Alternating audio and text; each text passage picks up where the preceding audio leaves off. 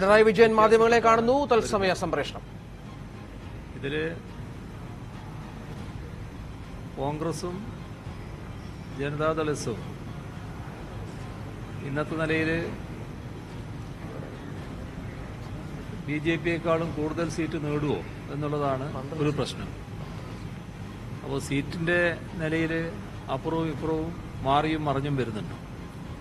അത് പൂർണ്ണമായാലേ ഒരു നില വ്യക്തമാകും. നേരത്തെ കണ്ട ഒരു ട്രെൻഡാണെങ്കിൽ കോൺഗ്രസും ജനതാദൾ എസും കൂടിയാൽ ബിജെപിയെക്കാളും കൂടുതൽ സീറ്റ് എന്ന നില വരുമെങ്കിൽ അത് ആരോഗ്യകരമായൊരു രീതി ചിലപ്പോൾ സൃഷ്ടിക്കാനിടയാകും. അപ്പോൾ നമുക്ക് ഇപ്പം ചെയ്യാവുന്നത് കുറച്ച് സമയം കൂടി കാത്തു നിൽക്കലാണ്. എന്താണ് അവസാന റിസൾട്ട് നോക്കാം, എന്നിട്ട് പ്രതികരിക്കാം. ഈ സോളാർ കേസിൽ നിന്ന് ഹൈക്കോടതിയുടെ ഒരു വിധി വന്നിട്ടുണ്ട്.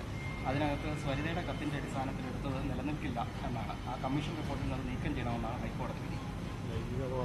അതിപ്പോ ഞാനൊന്നും അറിഞ്ഞില്ല. കോടതികൾക്ക് ഇത്തരം കാര്യങ്ങളിൽ നിലപാട് സ്വീകരിക്കാൻ അവകാശമുണ്ടല്ലോ.